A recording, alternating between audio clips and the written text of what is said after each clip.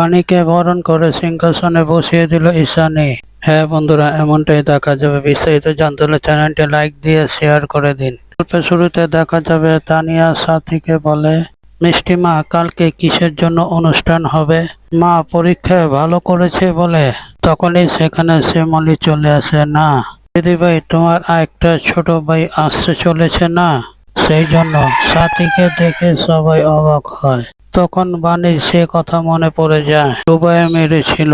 এই কি মামনি, তুমি এখানে? তখন শ্যামলী বলে, হ্যাঁ রে বাণী, আমি ভুল করেছিলাম। আমার ভুল হয়ে গেছে বাণী, আমি তোকে ভুল বুঝেছিলাম। তুই আমাকে ক্ষমা করে দে বাণী। রোদো, তোমার কাছে আমি ক্ষমা চেয়েছি, সেদিন আমি ভুল করেছিলাম। তখন বাণী দাঁড়ালে শ্যামলী এসে পাও পিছিয়ে ধরে, তুই আমাকে ক্ষমা করে দে বাণী। তখন বাণী বলে, মামনি তুমি এরকম কেন করছো? আমি জানতাম তুমি একদিন না একদিন গুরুদেবের আসল চেহারাটা দেখতে পারবে আর নিজেই ভুলটা বুঝতে পারবে। আমি সেটা আগে বুঝতে পেরেছি। তখন শ্যামলী মনে মনে ভাবে, গুরুদেব আমার আসতে বলেছি তো আমি এসেছি। আমার দিদি ভাই অযত্ন হবে বলেই আমি এসেছি।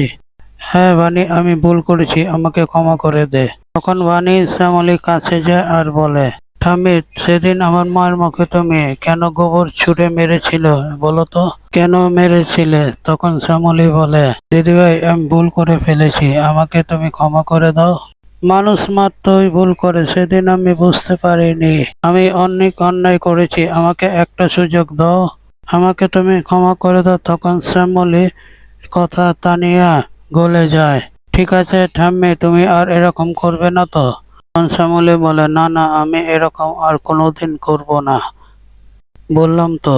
তা তানিয়া বলে, বলো father mother God promise. Shyamali বলে, এই মার মেয়ে ইংরেজি জ্বালা পাচ্ছি না। তারপরে শ্যামলী নিজের মুখে নিজে বলে, ঠিক আছে ঠিক আছে, এবার হয়েছে তো।